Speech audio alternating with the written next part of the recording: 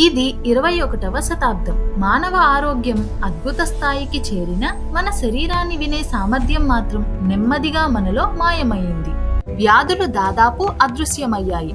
Nanotech, బయోస్కానర్లు, hitech hospitals ఇవి మనుషులకు పూర్తి భద్రత ఇచ్చినట్టు అనిపించింది. అయితే ఈ సౌకర్యం మనిషిని మరింతగా దిగజారేలా చేసింది. ప్రజలు వాళ్ళ శరీరాన్ని అర్థం చేసుకునే సామర్థ్యాన్ని చాలా మంది కోల్పోతున్నారు. ఈ ప్రపంచంలో మాత్రం ఒక యువకుడు భిన్నంగా ఉంటాడు. అతడే అరిన్. అరిన్ కి శరీరంలోని మార్పులను మనసులోనే కనిపెట్టగల ప్రతిభ అతనికి ఉంది. తన శరీరంలో జరిగే ప్రతి చిన్న మార్పు అరిన్ కు స్పష్టంగా తెలుస్తుంది మరియు కనిపిస్తుంది. అది వరమా లేక శాపమా అన్న సందేహం అతనిలో ఉంది. కానీ ఒకవైపు నగరంలో విచిత్రమైన ఘటనలు మొదలయ్యాయి. జనం ఒక్కసారిగా కూలిపోతున్నారు. కానీ ఎవరికి నొప్పి, గమనిక, ఎలాంటి ముందస్తు సూచన లేదు. ఈవిడే డాక్టర్ లీరా, అరిన్ వాళ్ళ మదర్. అయితే నగరంలో ఉన్న వాళ్ళందరికీ తన ల్యాబ్ లో ట్రీట్మెంట్ చేస్తున్నారు. చేసే టెస్ట్లన్నీ బాగున్నప్పటికీ జనాల శరీరంలో ఎక్కడో ఏదో దాగి ఉంది. డాక్టర్ లీరాకి అది స్పష్టంగా కనిపిస్తుంది. రక్తంలో తేడాని గమనించింది. నగరంలో ఏదో తెలియని ప్రమాదం ముంచుకొస్తుందని అరిన్ కి తన ఇన్స్టింక్ట్ చాలా గట్టిగా చెప్తుంది. తర్వాత రోజు ఉదయం అరిన్ వాళ్ళ మదర్ లీరా ఒక్కసారిగా అన్స్టేబుల్ అవుతారు. కానీ స్కానర్లు మాత్రం స్టేబుల్ అని చూపిస్తాయి. అరిన్ కి ఏమీ అర్థం కాదు. అరిన్ వెంటనే తల్లిని వాళ్ళ ల్యాబ్ కి తీసుకుని వెళ్తుండగా స్కాన్ చేసి చూస్తే ఒక బ్లాక్ స్మోక్ కనిపిస్తుంది. వాళ్ళ హెలిక్స్ ల్యాబ్ కి చేరుకొని అరిన్ తన టీంతో కలిసి మదర్ కి రకరకాల టెస్ట్ అండ్ స్కాన్స్ చేస్తూ ఉంటారు. స్కానర్లు ఏ సమస్య లేదని చూపిస్తాయి. కానీ అరిన్ కళ్ళ ముందే లీరా రక్తంలో ఒక చీకటి పొగల ఏదో కదులుతోంది. అది మనిషి కంటికి కనిపించని ఒక ముప్పు లాంటిది. రక్తనాళాల్లో ఏదో నల్లని శక్తి ఒళ్ళు గగురు పొడిచేలా కదులుతోంది. అది జీవాన్ని దాచిపెట్టిన మౌన ముసుగు. అరిన్ కి ఇది సాధారణమైన విషయం కాదని స్పష్టమవుతోంది. స్కాన్ లో లీరా స్పైన్ దగ్గర ఏదో చీకటి గూడులాగా కనిపిస్తుంది. ఇది ఏంటో అరిన్ కు అర్థం కాదు. అరిన్ కి ఇది చివరి హెచ్చరికలా అనిపిస్తుంది. అరిన్ లీరా హోల్ బాడీని స్కాన్ చేసి చూస్తాడు. చీకటి మరింత స్పష్టంగా కనిపిస్తోంది. అది కేవలం నీడ కాదు, జీవం ఉన్నట్టుగా స్పందిస్తోంది. అసలు ఆ కనిపించే నల్లటి జీవం ఒక వెనం లాంటిది. అది నగరంలో ఉండే ఒక ఫ్యాక్టరీలో, ఒక డంప్ లో దాగి ఉంది. అదిప్పుడు డ్రైనేజ్ టనల్ గుండా నగరంలోకి చేరుకుంటూ ప్రజల శరీరంలో వాళ్ళకి కూడా తెలియకుండా తలదాచుకోవడానికి ప్రయత్నిస్తుంది. అలా వాళ్ళ బాడీలో చేరి మైండ్ ని, హోల్ బాడీని కంట్రోల్లో తెచ్చుకుని దానికంటూ ఒక సామ్రాజ్యంని బిల్డ్ చేసుకోవాలని అనుకుంటుంది. డాక్టర్ లీరా రథ ప్రవాహంలో ఆ వెనం ఒక్కసారిగా దాడి చేసేలా ముందుకు దూసుకొస్తోంది. అరిన్ కి ఇది అసలు ఎక్కడ నుంచి వచ్చిందో తెలియక బాధపడతాడు. అసలు ఇది 6 సంవత్సరాల క్రితమే పుట్టింది. ఆస్ట్రోకోర్ ఇండస్ట్రీస్ అని ఒక సంస్థ ఒక ప్రయోగం చేసి ఫెయిల్ అయిన తరుణంలో ఈ వెనం పుట్టుకొచ్చింది. అది జీవం పోసుకుని మొత్తం ఆ ల్యాబ్ ని నాశనం చేసుకుంటూ దాన్ని కనిపెట్టిన డాక్టర్ ని తన బాడీగా మార్చి ఫ్యాక్టరీ డంప్ లో అప్పటి నుంచే ఉంది. అది మెల్లగా అప్పటి నుంచే జనంలో చేరుకుంది. ప్రస్తుతం తన తల్లిని కాపాడుకోవటానికి ఒక రిస్కీ ఆపరేషన్ చేయాలని డిసైడ్ అయ్యి తన న్యూ నానో ఇన్వెన్షన్ ని యూజ్ చేస్తాడు. ఇది సాధారణమైనది కాదు. ఆ న్యూ ఇన్వెన్షన్ నేమే ప్రాజెక్ట్ హ్యూమన్. ఇది సాధారణ యంత్రం కాదు, మనిషి శరీరంలోకి అతన్ని తీసుకెళ్లే ద్వారం. అరిన్ చేతిని ముందుకు చాపుతాడు. అమ్మ జీవితం కోసం తన ప్రాణాన్నే పణంగా పెడుతున్నాడు. అరిన్ తనలోని భయాన్ని, నొప్పిని అన్నీ పక్కన పెట్టి ఆ ప్యాడ్ వైపు ఒక దీర్ఘ శ్వాసతో ముందడుగు వేస్తాడు. ఇప్పుడు తిరిగి వెళ్లే మార్గమే లేదు. నానో లెన్స్లు అతని శరీరాన్ని చదువుకుంటున్నాయి.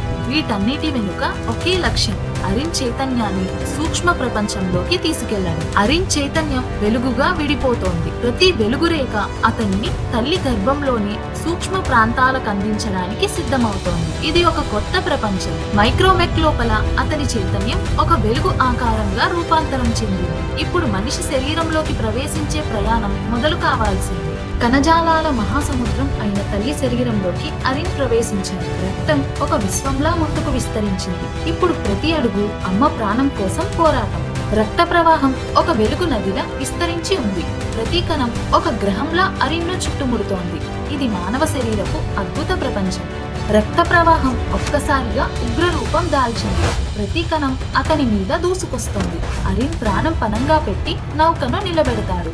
ఇక్కడ రక్తం, నాడీ సంకేతాలు ఒకే రీతిగా ప్రతిధ్వనిస్తున్నాయి. ఇది అమ్మ హృదయ స్పందన. జీవం ఇంకా పోరాడుతోందని సంకేతం. ఒక ప్రాంతంలో వెలుగు పూర్తిగా కనుమరుగైపోయింది. అక్కడ ఏదో చీకటి జీవం దాక్కుని ఉంది అనిపిస్తోంది. అరిన్ నిశ్శబ్దంగా ముందుకు వెళ్తున్నాడు. చివరకు అరిన్ కు ఆ చీకటి వెనం కనిపించింది. అమ్మ శరీరాన్ని మౌనంగా స్వాధీనం చేసుకుంటున్న లిరా బాడీని మెయిన్ స్టేషన్ గా వాడుకుంటుంది. వెనం ఒక్కసారిగా విరుచుకుపడింది. ఆ ముసుగు జీవంలా అరిన్ నౌకపై దాడి చేస్తోంది. ఇది నిజంగా ఒక శత్రువని అరిన్ కి ఇప్పుడు స్పష్టమవుతుంది. ఆ వెనం అరిన్ ని వెంబడిస్తూ అటాక్ చేస్తూ వస్తుంది. అరిన్ కి తప్పించుకునే సమయం కూడా ఇవ్వడం లేదు. ఆ ముసుగులోని ఒక చిన్న భాగం అయిన వెనం ని అరిన్ పట్టుకుంటాడు. అది తప్పించుకోవడానికి ప్రయత్నిస్తూనే ఉంటుంది.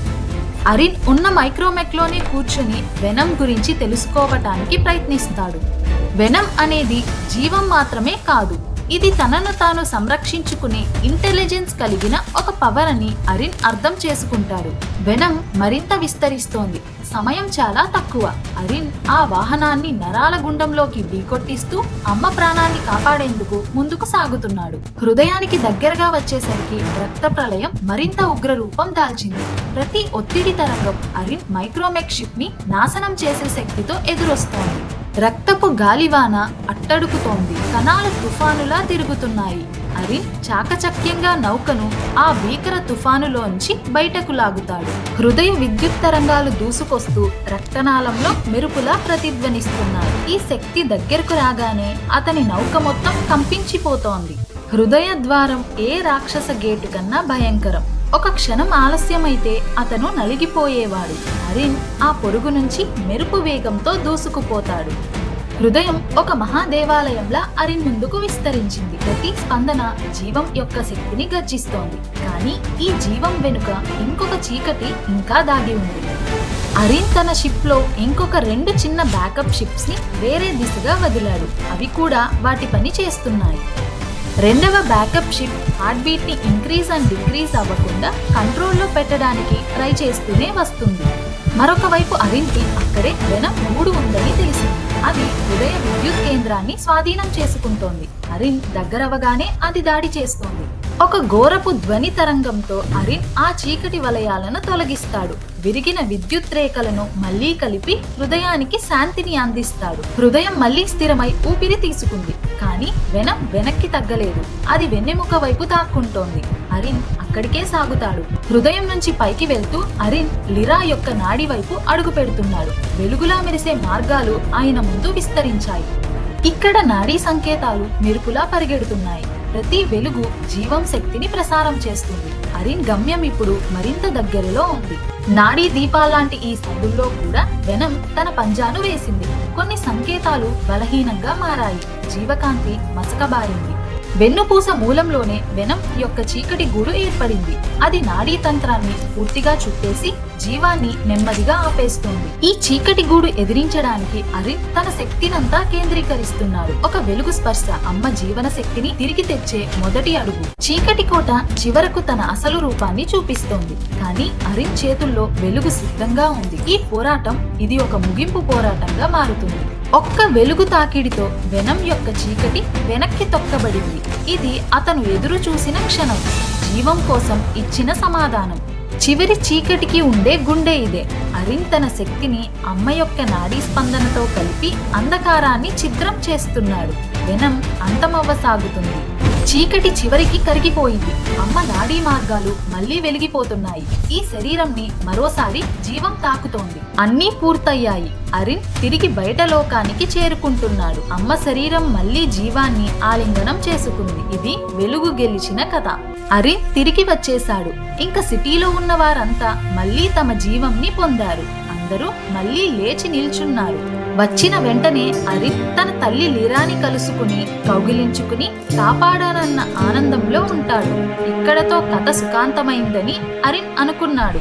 కానీ వేరే సిటీలో వెనం తనలోని భాగాలని ఇన్ని సంవత్సరాలుగా దాచుకుంటూ వచ్చింది. ఇప్పుడు మళ్ళీ అది ఎవరికీ తెలియకుండా కొత్త రూపాన్ని వెతుకుతూ జనాల్లో దాక్కుంటుంది. మళ్ళీ కథ మొదటికి వస్తుందా మరి?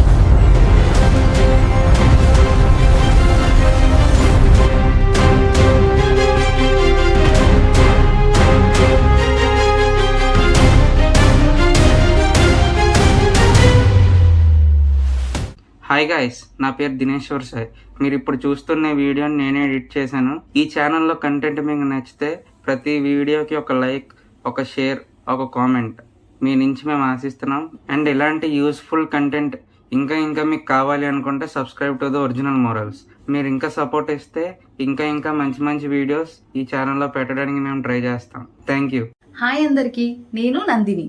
ఈ కథకి వాయిస్ ఓవర్ ఇచ్చింది నేనే. ప్రతి కథలోని మీనింగ్ ని మీకు అర్థమయ్యేలా తెలియజేయడమే నా గోల్. ఈ కథ కూడా మీకు నచ్చుతుందని అనుకుంటున్నాను. నచ్చితే లైక్ చేయండి. మీ అభిప్రాయాన్ని కామెంట్లలో తెలియజేయండి.